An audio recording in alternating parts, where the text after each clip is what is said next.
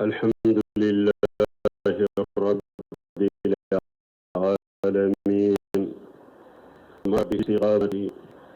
وطريقها جليل الصواب، وأشهد أن لا إله إلا الله العزيز الوهاب، وأشهد أن محمدا عبده ورسوله صلى الله عليه وعلى آله وأصحابه الذين تمسكوا بسنته واستقاموا على دينه وسلم تسليما كثيرا. أما بعد أيها الناس اتقوا الله تعالى واعلموا أن الله سبحانه أمر بالاستقامة عباده عموما وأمر نبيه بها خصوصا. قال تعالى: فاستقيموا إليه واستغفروه. وقال للنبي صلى الله عليه وسلم: فاستقم كما أمرت. ووعد المستقيمين بجزيل الثواب. قال تعالى: إن الذين قالوا ربنا الله ثم استقاموا فلا خوف عليهم ولا هم يحزنون أولئك شهاب الجنة خالدين فيها جزاء بما كانوا يعملون. والاستقامة كلمة جامية، وهي القيام بين يدي الله على حقيقة الشرق والوفاء بالعهد، وهي تتعلق بالأقوال والآمال والأهوال والنيات، فهي كلمة جامية. أمبي على تنو دام فين بلامو بغا على أي مغنيا مرياني تلينيا كتلي على كدينك كسبتك على مغنيا مريانوي كسربادو بلا أنوففنا. أمبي سريا ما سيتي مني باتوشي على مكة كاني على كلم بوتي se masayale ala de soni masayale ala de ambe sheria muhammadu ala ka jondo ala ka cidendo kisini nema baka ana ka dunke wana ka shebo munu nya ka sunna mina ka tile aka dina ka ala ko kisi min ka takosobe no temina ka boy hadama de wa yesra lañe masamin korota lendo akado ala ya nyamariyali ke ni sabati dina ka ni tilenya dina ka aya ka jombe nyamariyana ye gorobalika o kofe ka ciden fana kere ka nyamariyani sabati ye dina ciyaka. Ala ko qur'ana kono ko fastaqimu ilayhi wastaghfiruhu akwaye tile kata alama aka jo dina haqiqaka alaye nagashi mununi faratu munun bawsoro akala ya fadeli. Ala ko akan nabi nyumama ako fastaqim kama umirita ako isabati yitile tinyaka ki sabataka kominne alaynya mariya chugumi alaye mugo fana mugo munu nu jora alaka dina tinyaka ka sabataka alaye sarabba aya perepere latige oye kabili unye. Ala ko qur'ana kono ako mugo munun ko awun tigi alaye innal ladhina qalu rabbuna allah summa istaqamu mugo munun ko awun tigi ala de o kofe usabatira fastaqamu ala tawhid wa itiba'il kitabi wa sunnah. Istiqama kore gorobali ninde usabatira tawhidika ani qur'ana katugu qur'ana ko katugu sunna ko ala ko mugo munun ninke fala khawfu alayhim wala hum yahzanun siranya tu ya qiyama uteddu suka sube munun to ko fe jiya kono ya awan nununde arjanna tiguye ube dume arjanna kono nu ka bara usababuye balmo tilenya anya fo chogo min istiqama munye kuma dedo kuma minni abe penchama fara nyogon ka ba fo kalimatun jami'a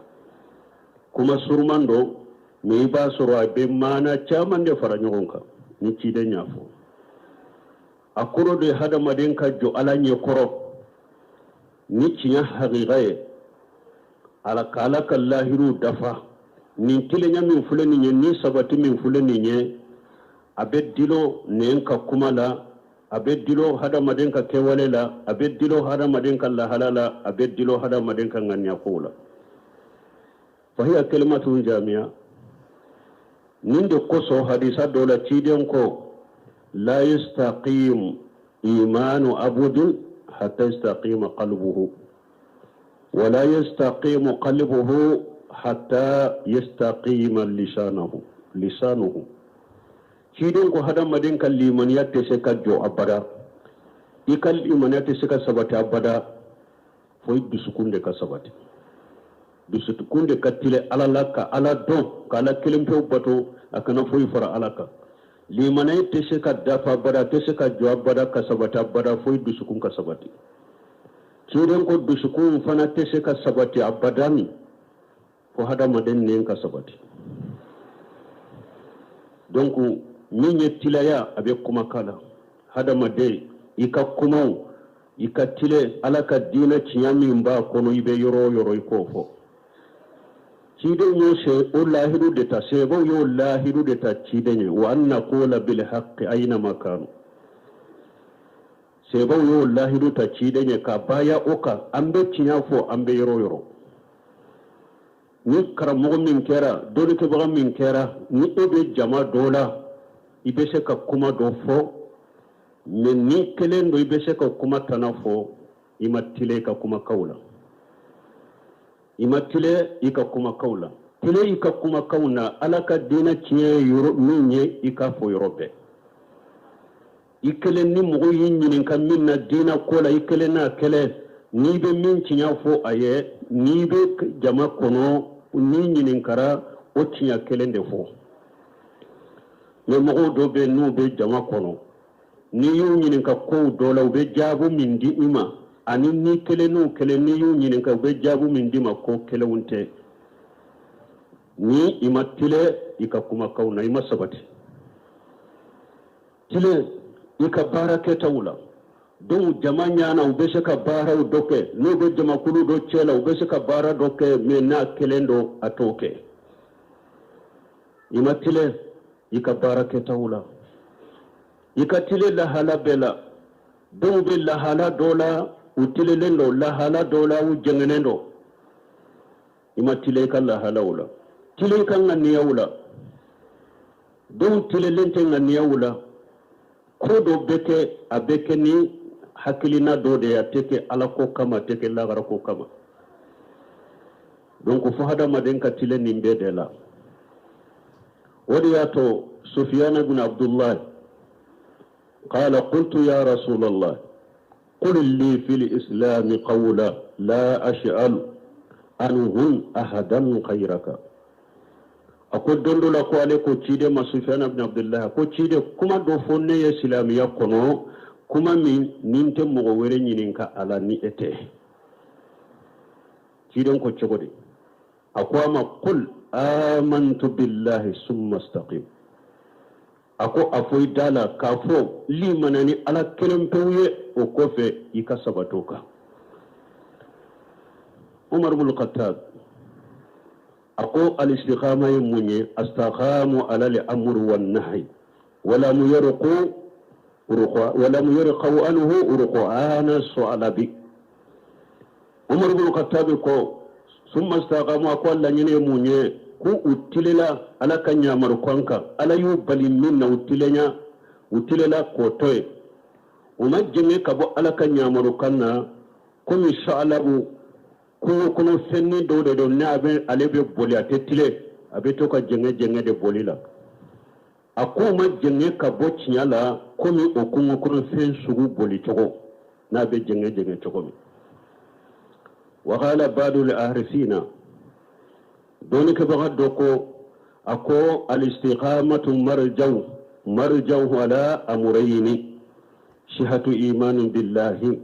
wa itibau ma jaa bihi rasulullah sallallahu alaihi wasallam jahiran wa batina doni ke baga doko konni ya me ko telenya sabati ko abe ko fulade ka ko abe ko fula de kade ko folo kan limaniya kene yani alaye ala kelempe ko batu tawhidi haqiqa ka sabati bolo kan limaniya kelani ke ewa kene yani alaye ako afulanna ciden ni minnana ala ka ciden ni minnana ikatugo ko gundo ni bangela ko tilenya ninde banu silamaw munum bu dambe kata sunna munum ba ke ka sunna famu kata munum ba fe ka tauhid famu kata munum ba fe ka manhaji salafu salihu kata bulu famu kata nya famu nye cinya ye o mangele de ki sabataka o de kagele aye sabati de aye sabati cinyaka ala yoro yode fo qur'ana kono mogo chaman de be abafo nye silamai mogo chaman de be abafo nye sunna moy mogo chaman de be abafo nye mu'mine me ala yere ko chaman tilelente koy mu'minite wa minan nas man yaqulu amanna billahi wa bil yawmil akhir wa ma hum bimu'minin ala ko mogo dobe mogo la ulu ba falli manani alaye alli manani dollabaye me ala ko malli man yako mu'minu tede yughadi'una allaha wallazina amanu wama yaghdawna illa anfusahum wama yashurun ala kun nun tigla mobe ala de jamfa ube mu'minu de jamfa ulu nyana ubake kala de jamfa ulu nyana ubake ka mu'minu de jamfa me ala ko ubake ku yere de jamfa to de do mo chama limaniya munum be fodala silamiya min be fodala sunna min be fodala da kun te koy donc le nyake don fulanan tala wote koy fo ka sabati de cinye min na donna nin cinya de mba ken ni yoro lan tesika ken ni yoro la mba fo ni yoro lan tesika fo ni yoro la nin te tilenya ima sabati de aka ke yoro bede aka fo yoro bede akana dogo yoro la ka bange yoro la ibe tile yoro bede aya wore kono ala ko minan nas man yaqulu amanna billahi fa ija ujiya fillahi jala fitnatan nas ka jabillahi ala ko mo dobe mo la wudo ba fo alli manani ala ye fe me ni hada ma dew ñu toro doro ube hada ma dew ka fitina ke ko mi ala kala jaba utumbe cinyami fo babila utumbe cinyami ke ube bola ala yere ko qur'ana aya kuno mo bede o ba fo alli manani alaye min ni degu ñu soro dina la doro hada ma do ñu lagosi doro ñu safte doro ñu nani doro ñu bugo doro uye tora do takanye suma doro ube hada ma do ka fitina ke ko mi ala kala jaba utunye cinyami fo ibe boala uba sanse bu ka kuma sanse itumbe cinyami ke ube yelema ka jogo la hala wereta o mo be hada madin kana keninye silama kana keninye khususa mun bu dambi kata sunna ma aye sabati la hala bedela hera benu sunna kono ka sabatala hera ta kono tanke ciyado de sabataka ala yofu aya wore kono suratul hajj kono wa minan nas man ya'budu allaha ala harafi fa in asabahu khairu itma'anna bi wa in asabatuhu fitnatu inqalaba ala wajhihi قشر الدنيا والآخرة ذلك هو القصر المبين سورة الحج كن علىكم مغو دوبي مغو لولوبي على بطنو كرفلادة وبيت سنة كنو كوي وفان دوبي سنة كنو فان دوبي كوورلا فان دوبي سلافيا كس فان دوبي كوورلا وبي على بطنو كرده نهيرا يوسرو ube sabati dina kono ube sabati sunna kono ube sabati tawhid ka ube sabati salafiya ka men ni fitina yusoro doro ube bo fitina yusoro doro utunye sunna kuma munu fe ube bo ala utunye sunna bara munu ka ube yale makabula awala kun nintigla mo de ma qasira dunya wal akhirah kun nintigla mo perdila jinya la perdila laghara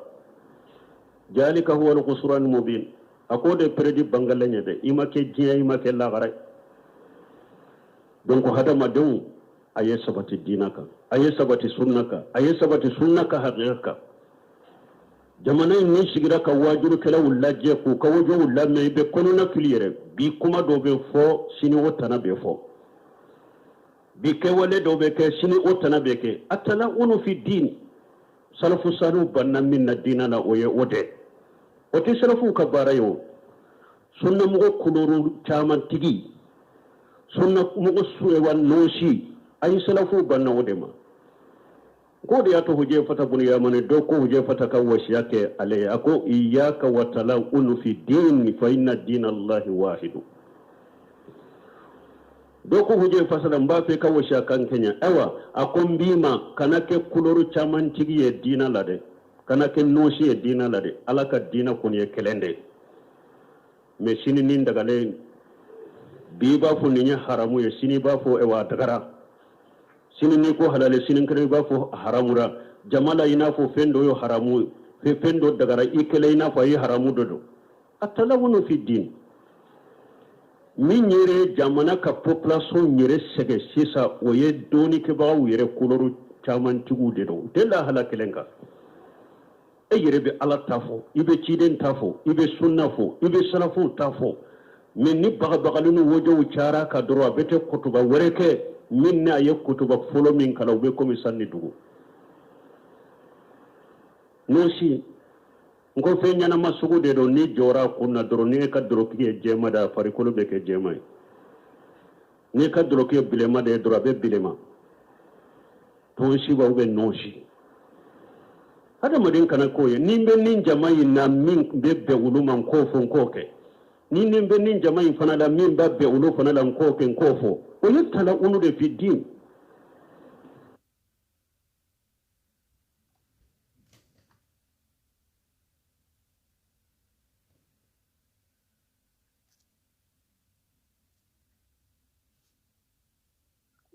كلورن شامة تريا ديو الدين على صرفو ما كيو يبرا uluka kuma kele ube sabato de ka kaso tu boaka bugoli tu boaka fagali tu boaka jinya kala jabane jinya gerente tu boaka uye kuma min fola takla ube sakade me ete kuma kelente edda o yere de ye jamana nyere sege munu nyere bu dambe kata sunna manu sunna wajuli u yere de ye jamana sege kuma kelentu dawte sega sabat istiqamate nu yere ye kodo ke jama dola sisa ikele ni kele nunu lankolo nyana ikele nu kele nu yuni ka karasam ni be chogore ni te be mene na be ke chogodi la hawla wala quwwata illa billah ay sira la nyesa ay sira la nye ay hinna population na ay hinna chiden ka mantuna aka jifo kama aka joyoro kama aka ji antero kama ay wuli mugo fili la kam mugo fili dabila aka mugo nyagambili dabila فاستقاموا أيتلي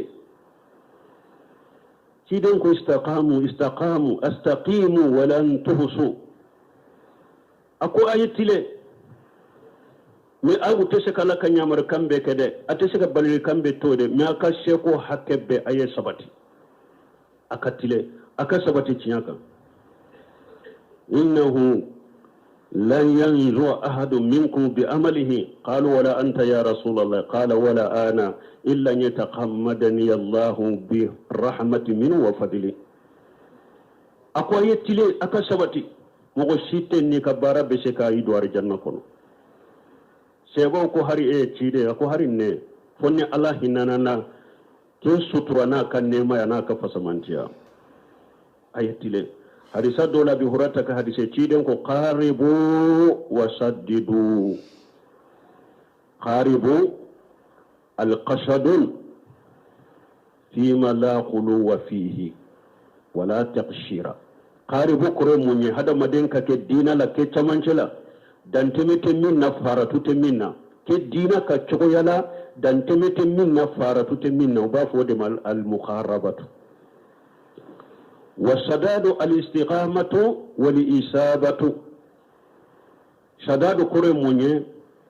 ميني سبتي أني كسببتا كي بسببما إكسبتي كي بسببما دونك هذا ما دونك سبتي الله يركو قرآنكم وأن هذا صراط مستقيما فاتبعوا ولا تتبعوا سبلا فتفرق بكم عن سبيله ala ko ninde ciden ni minna na de ciden ka sunna de ciden ka tabolo de ala ko ode ne ala ka siratile lenye aye tugo do ko le beka tugo de ko aw ma fo de ko kana ke dictateur ko beka ke etai ko jamana ko ko de dictatorial ube ko aka sariya ka gele ube ko integrishi ala de yafo wa anna haja sirati mustaqiman fattabi'uhu ala ko de ka siratirele ciden ni sunna min nana da ko bekatugo ode ko sabote mo bolo hakilnate mo bolo faamu wore site mo bolo ni dina kono ni ciden tate fattabi'u ala ko bekatugo ciden tayinde ko ode ale ka siratirele wala tatabi'u subulan fatafarraqa bikum an sabili akwa kana siramisenu batude na tugura siramisenu ko baw faraka bonni ala ka siratirele ma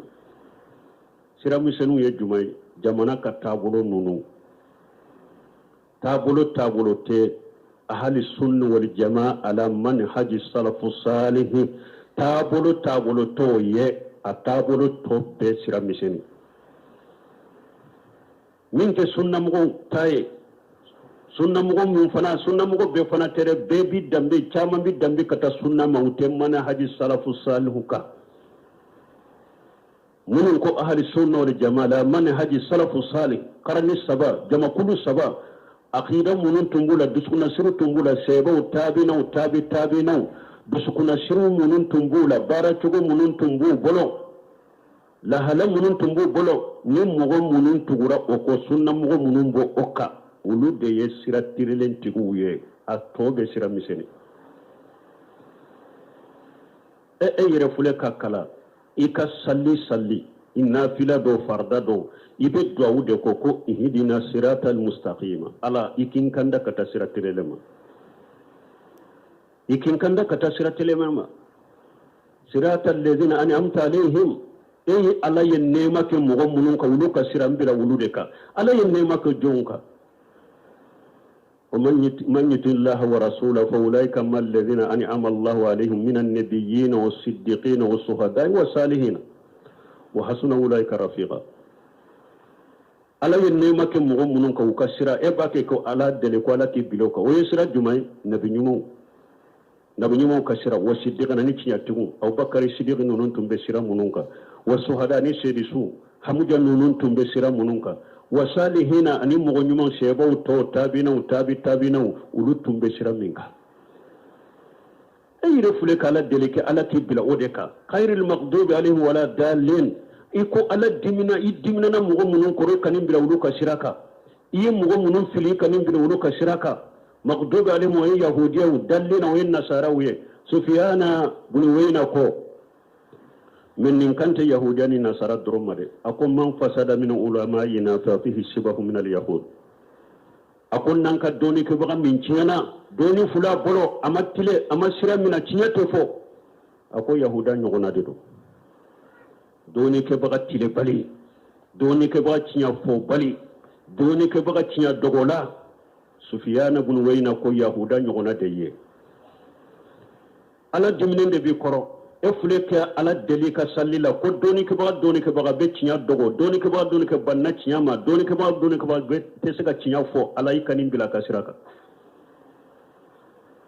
dallina ko man fasada min ubadina fa fihi shibahu min an-nasara Sufiyana bunu wayna ko akon nan ka batokela min fana tiana wayen nasara nyogona mogo be ala bato ni kunfenya de he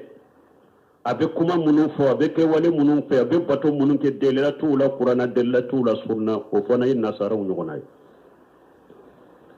awai ka sallila ika farda fule ka ala deli terega jugu tigi be jamana kono ala ki kisi u ka tasirauma anu ka tabulo e don fana be kele ka o terega jugu tigi de e siga ba ke ka duwa min fo suratul fatiha kono ya fam sunu tilebe terega jugu de la sinu tilebe terega jugu jama de fe sunu tilebe terega jugu tigu de ka kuma ulame esga ba ke ka kuma min fo suratul fatiha kono ka duwa min ke ibe duwa korodo esga duwa minana na tum minana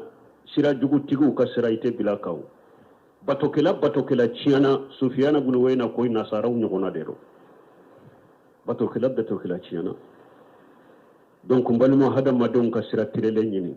akake sira tilelenka ni sira tilelenye sabata kade fanade sabata kade tarakitu fiikum shay'an lan tadillu ma tamassaktum bihi kitaban wa sunnati ciden ko ne fen fula de to ka hada maden to ulo ka ite firi ala ka kitabu ne ciden ka sunna fu de ka jeya mugo ye de ka fo mugo ye tilenya ka to de ka sabati ka to de ka ibe sara soro de la jiya ibe sara soro la Allah gara a'udhu billahi minash shaitanir rajim innal ladhina qalu rabbuna Allah thumma istaqamu تتنزل عليهم الملائكة ألا تخافوا ولا تهزنوا وابشروا بالجنة التي كنتم توعدون نحن أولياؤكم في حياة الدنيا وفي الآخرة ولكم فيها ما تشتهي أنفسكم ولكم فيها ما تدعون نزلا من غفور رحيم بارك الله لي ولكم في القرآن الحكيم ونفعل وإياكم بما فيه من الذكر الحكيم أقول قولي هذا واستغفر الله لي ولكم لسائر المسلمين من كل جنب واستغفروه إنه هو الغفور الرحيم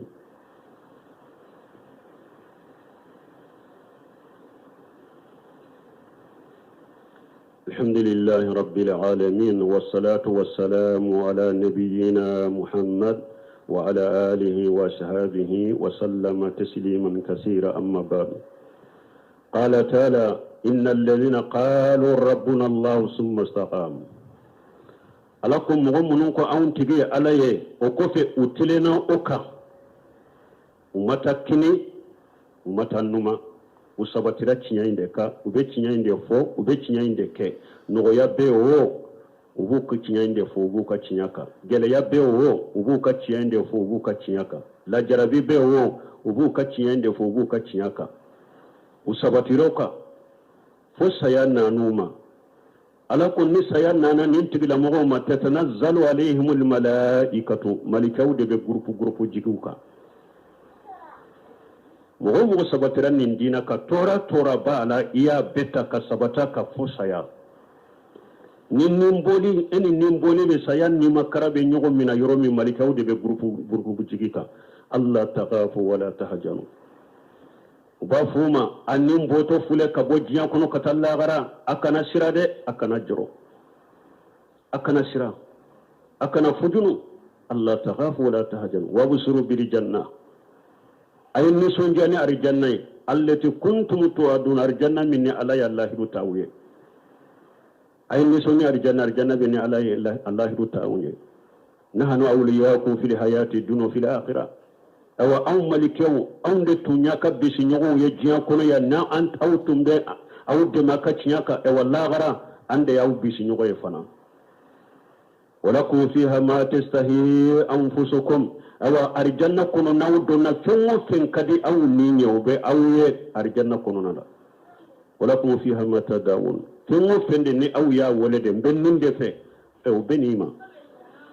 ibo sura arjanna kono nuzula min ghafurur rahim ni dunan fana ni kado de ka bo ala fe masaminye junubu ya fa masaye masaminye hinna masaye bali mala ko kanya de men bali mo nin be soro ni sara bayim fule men na be soro gele ya ba no fede jiya be la hala min nasisa parce que ci de ñoo fo sallallahu alaihi wasallam ya ta lan nasi jamanu alqaim wala dinihi kal qabid wala jamri ako wakati bina mugoma ni mugomin ko ka do dina ciya de ka be komi tasuma kame bi bolo hari ni ka demba ya tebe ala hani ka demba ya ina tenyala ko dia to dondola umar ibn abdulaziz tumami masake munun temena alenye nindi motugude alay alata ta ka ciden ta ta ka tile dondola sigila yira furmuso ko ama arahana allah minka ko ala kala fiya ka boyma ayre ko amina mbali man ni koy kan ni sunnata kan dina ciyata haqiqa depuis ka sokono ina ko be nyogona depuis re ka sokono depuis ka furmuso depuis ni ka dew ini ko be nyogona fo ka bo kenema fo kana jamana la fo ka ta jiyan fantanane me isobe sabati de awan mbali mo Cheikh Sal Fawzan ya fo chogomi ako ko chaman de fana be jiyan kono sisa fitina chaman de be jiyan kono sisa mun be hada madenyele makka bo sabatini tilenya ka boy ka dinaka ako minye ni jiya ka minan kura munun fule ninye wasailul ilam kibari dife munun fule ninye wasailul islamiyya rejo soso munun fule ninye akon nunu fitina bele bani balawu munun fitina munun be hada madembo ika dina haqiqa ni ka ciyani ka sabatika mogo ku yere korosuma de karamogo bete lameli ke fenye koy an bo fonda chamancela salafu salihu ye mogo baga minna wo ye doni ke baga jugu bidiya karamogo lamelu kitabu salafu salihu ye mogo baga ka mogo balil ka bon nunu na balil min ka gele kosobe bidiya mogo lameli uka ewa kan ewa wojo lameli ka kitabu lajeli salafu salihu ye mogo fatanya ka bon ni na kosobe cede tumbe umaru tilela ko shebiru bin isli ale tumbe qur'ana ka subuhati ude fo ko cari mogo no nyogonce tuma mi asera umaru ma aya bugo ka do kaso de la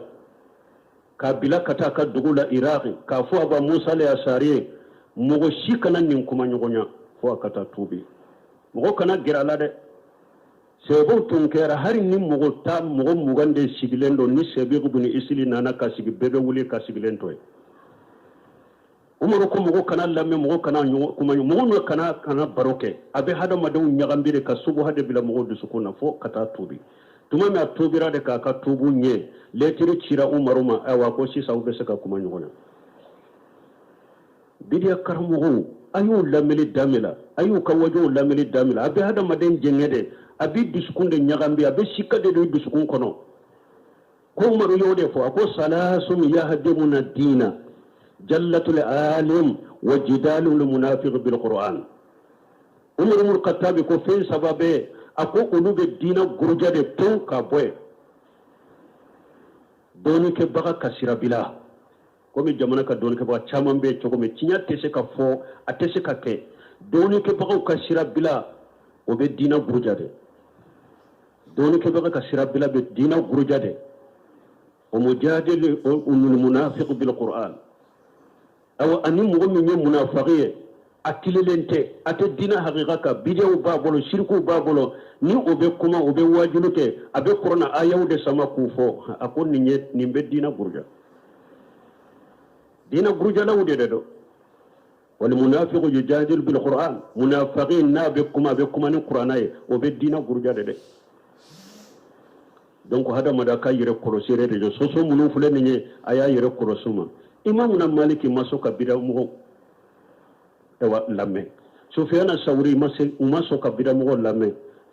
mamad bushiri na maso kabira mugo lamme harika qur'ana kala ka maso aba ayuba sunkuti yani maso kabira mugo lamme utu ka wajulu lamme yu yire korosuma haru no do bettame bidia mugo kabira karamo ka nabe wajulu ke bu ka bolon ko de suru tulo kono puru kana ka kuma me ko parce que ka kuma ye fitina de abe sugu hani nyagami de bila wudu sukunna donc na ba fi aka sabati len ka to ka dina haqiqaka sunna ka hadi sunna jama ka tasira ala man hadi salafu salli mo ka aqida jengenendo mo hakrina jugu bala mo tasira jugu babulo mo be tabulo jugu ka aya yire ko rasulullah melima sino atese ka tile koy atese ka sabati de donc fasalu salu fawzani yamin fo jinya labay na sisa ko min be hada maden jenge ki bo ikatilenya ni ka sabatika awa ko nimina qur'an ni reje soso munu nana ya yero ko sumade mogo munun ka aqida kanyi be sunna haqiqaka aye aw wasado uluka wojo nuruka kitabula mogo ka aqida mani hakina jugu bula be tabulu jugu de ka aya yire tige ka bula ka yire tige ka buka kuma ula melela be se ka sabati dawma ka dina ka ambe ala delala kan sabati cinyaka ala kan sabati ala taka nante jenge ka bwaka katakini katanduma an sabati len ka to ka fo saya ربنا آتنا في الدنيا حسنة وفي الآخرة حسنة وقنا عذاب النار ربنا لا تزغ قلوبنا بعد إذ هديتنا وهب لنا من لدنك رحمة إنك أنت الوهاب اللهم اجعل الإسلام والمسلمين وأذل الشرك والمشركين ودمر أعداءك أعداء الدين برحمتك يا أرحم الراحمين سبحان ربك رب العزة عما يصفون والسلام على المرسلين والحمد لله رب العالمين